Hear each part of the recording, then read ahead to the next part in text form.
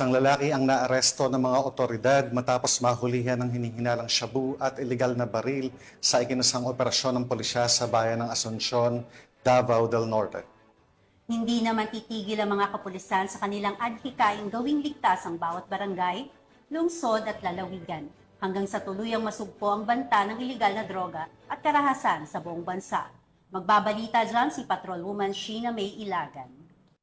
44 anyos na lalaki na kilala sa alias na Roland ang naresto sa bisa ng search warrant matapos ang matagumpay na operasyon ng mga otoridad nito lamang Hulyo taong kasalukuyan sa Purok 6, Barangay New Bantayan, Asuncion, Davao del Norte. Ang operasyon ay isinagawa ng mga tauhan ng Asuncion Municipal Police Station, katuwang ang Davao del Norte Provincial Drug Enforcement Unit, Davao del Norte Provincial Intelligence Unit, at ang 1st Davao del Norte Provincial Mobile Force Company. Sa ginawang paghalughog sa bahay ng sospek, na-recover ng mga operatibang humigit kumulang 3.4 grams ng ninal ng shabu na may tinatayang halaga ng 23,120 pesos, isang kalibre 38 na revolver kasabay ang 6 na bala at sling bag. Kasalukuyang nasa kusdiyan ng Asuncion Municipal Police Station ang sospek para sa kaukulang dokumentasyon at paghain ng mga kaso.